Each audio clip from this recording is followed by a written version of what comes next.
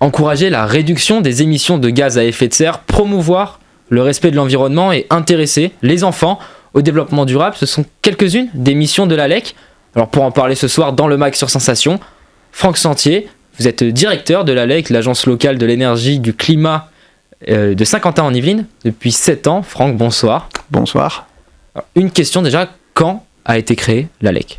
L'ALEC a été créée en 2001, et donc à l'initiative de l'agglomération de Saint-Quentin en Yvelines déjà, et avec le soutien de l'ADEME, donc l'agence de l'environnement et de maîtrise de l'énergie. Et puis à l'époque aussi, on avait un soutien de financement européen pour pouvoir créer des agences de l'énergie en France. Pourquoi est-ce que un jour vous vous êtes dit tiens, on va créer l'ALEC ? Pourquoi ? Alors bon, à l'époque je n'y étais pas, mais en fait l'idée c'est de dire on a besoin d'un outil qui permette de réunir autour de la table en fait différents acteurs.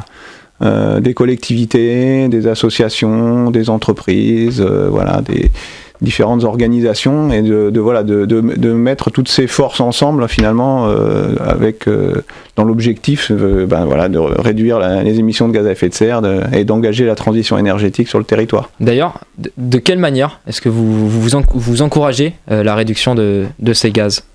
Alors en fait on a globalement 2 grands volets d'action. On a un volet d'action qui est essentiellement de la sensibilisation, de l'information, et puis un deuxième volet qui est plus technique et qui est du conseil et de l'accompagnement. Donc voilà, on joue sur ces 2 volets-là, sensibiliser pour que les gens prennent conscience des problématiques, et puis ensuite on fait du conseil plus individualisé pour donc aider des solutions. Voilà. Quel type de solutions par exemple ? Alors par exemple, on peut faire du conseil sur tout ce qui est rénovation énergétique des logements, bien sûr, c'est un gros sujet pour nous, hein, et on a énormément de personnes qui viennent nous voir pour ça.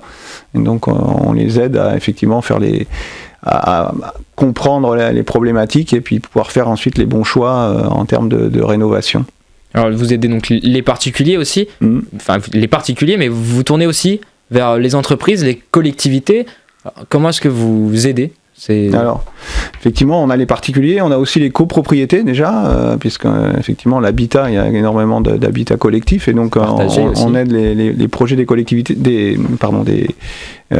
immeubles, et donc ces projets-là, c'est des projets qui durent longtemps. Hein. Quand on a une copropriété qui doit être rénovée, ça prend plusieurs années, donc c'est de l'accompagnement dans la durée.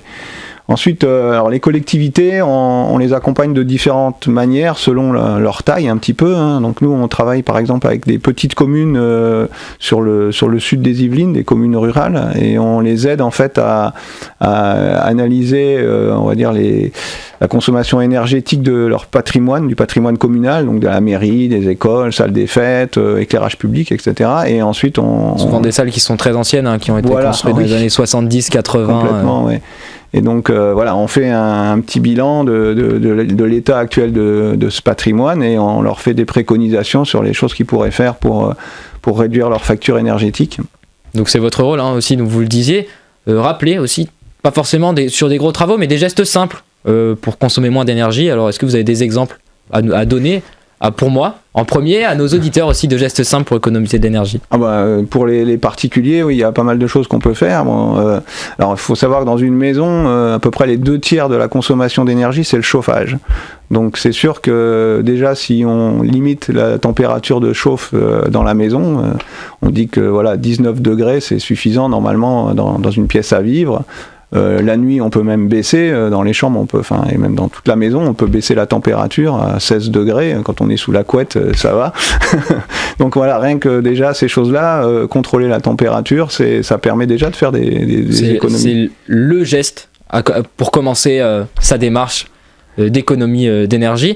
On sait que l'ALEC est très active, on en a parlé d'ailleurs il y a quelques semaines. Donc vous participez à des salons, vous organisez aussi différents événements, le défi zéro déchet, le défi famille à énergie positive, ou encore le concours de la maison autonome.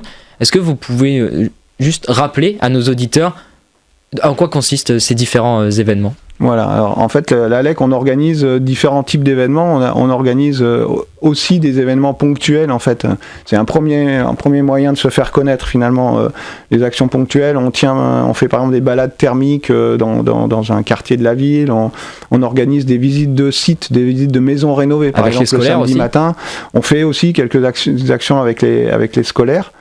Et puis après on organise effectivement des événements qui durent en fait sur plusieurs mois. Et ce sont les défis que vous avez mentionnés. Donc le principe, il est un peu différent suivant la thématique qu'on aborde, mais par exemple le défi famille à énergie positive, l'idée c'est sur la période de chauffe, donc en fait entre le 1er décembre et puis fin mars, l'objectif c'est d'essayer de réduire sa consommation d'énergie dans la maison, mais justement par les gestes, les éco-gestes, comment réduire par rapport à l'année précédente en fait. L'objectif c'est d'essayer de réduire de 8%. En prenant en compte évidemment les variations climatiques, parce qu'on peut avoir un hiver plus froid qu'un autre, mais bon, globalement d'essayer de réduire.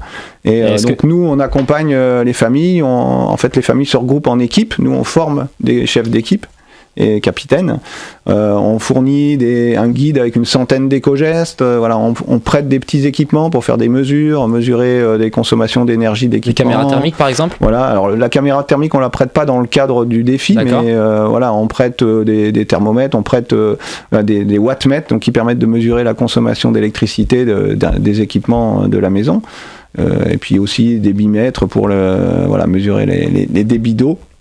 Donc plein d'outils pour améliorer sa consommation d'énergie. Voilà. Alors j'ai une question, est-ce que vous avez l'impression que les gens et la société en général s'intéressent de plus en plus et se sentent de plus en plus acteurs quand même du développement durable ? Oui, clairement oui, en fait, on voit que les gens sont beaucoup plus informés aujourd'hui qu'il y a une dizaine d'années. On le voit nous effectivement essentiellement quand sur les conseils que l'on fait, donc on tient des permanences sur plusieurs lieux dans les Yvelines, et donc les gens peuvent venir nous voir en rendez-vous, et donc on rencontre ces gens et on discute avec eux de problématiques pour lesquelles ils viennent nous voir, souvent des projets de rénovation et en fait on voit qu'aujourd'hui les gens sont beaucoup plus informés qu'il y a quelques années, ouais, tout à fait, ouais. Donc, mais bon, voilà, on a quand même toujours notre présence est toujours utile. Toujours besoin d'être là quand même. Parce faut pas s'arrêter là. Voilà, exactement. Faut voir dans l'avenir et les nouveaux projets. On sait que, donc j'en parlais un tout petit peu avant, vous prêtez aussi des caméras thermiques. Ouais. Vous allez voir chez les gens les problèmes de fuite de chaleur. Alors, qu'est-ce qu'on passe au crible en fait avec une caméra thermique ? La caméra thermique, c'est un moyen de se sensibiliser. C'est pas un outil pour faire des mesures précises, mais c'est plus pour se sensibiliser et appréhender visuellement en fait les pertes de chaleur, effectivement. Donc nous, on prête les caméras, c'est-à-dire qu'on explique aux gens comment l'utiliser. Ils font les clichés chez eux et ensuite ils reviennent nous voir et on fait l'interprétation des clichés avec eux. Voilà, puisqu'on a besoin effectivement de connaître, de savoir comment la maison est chauffée, de savoir quels sont les types les murs, comment ils sont constitués, les plafonds, etc. Donc on a besoin d'informations des personnes, et avec ça on est capable d'interpréter ces clichés et puis d'identifier les points les plus faibles en fait, là où il y a le plus de chaleur qui part. Alors, donc le meilleur moment pour le faire, c'est en hiver ? Oui, on peut le faire qu'en hiver, évidemment, quand le chauffage est allumé. Et donc, on fait le prêt de caméra, du coup, alors ça dépend des années. Là, cette année, on va commencer, je pense, début novembre. Et puis, vers fin mars à peu près. Donc là, les gens prennent rendez-vous, ils peuvent nous appeler pour prendre rendez-vous pour emprunter la caméra. C'est quelque chose que vous conseillez vraiment aux gens de faire, simplement pour prendre conscience ? Alors c'est en fait c'est un moyen quand on se pose des questions sur son logement, on se dit dans quel état il est, est-ce que j'aurais besoin de faire quelque chose, et qu'on ait un logement ancien ou récent, faut le faire. Oui, exactement. Donc là vraiment l'objectif c'est dans l'optique d'après se lancer dans des travaux, c'est-à-dire qu'on prête la caméra pour que les gens puissent prendre conscience des faiblesses de leur logement. Et ensuite, nous, on les aide, on les conseille sur que faire pour y remédier. Justement, l'idée, donc, c'est par la suite d'effectuer des travaux si on se rend compte qu'il y a trop grosse perte de chaleur. Alors, est-ce que là aussi, on peut venir vous voir pour être aidé Tout dans à ces fait. travaux. Oui, ça fait partie effectivement du conseil que l'on apporte sur les travaux de rénovation. Donc, on a d'ailleurs sur certains territoires, on a mis en place vraiment un vrai dispositif d'accompagnement qui s'appelle Repère Habitat, qui est ce qu'on appelle une plateforme de rénovation énergétique, dans lequel on accompagne les personnes, voilà, de A à Z, je dirais, sur la durée de leur projet. On les conseille techniquement, on les informe sur les différents matériaux d'isolation qui existent, les différents systèmes de chauffage, voilà, de façon à les aider à faire le bon choix. Réduire enfin Voilà. leur consommation d'énergie. Merci beaucoup Franck d'avoir été avec nous ce soir dans le Max sur Sensation. Je rappelle que vous êtes directeur de l'ALEC, l'agence locale de l'énergie et du climat de Saint-Quentin en Yvelines. On retrouvera toutes les infos sur l'ALEC sur votre site internet énergie-sqy.com, et pour revoir ou réécouter cette émission, rendez-vous sur notre site internet et notre application Radio Sensation.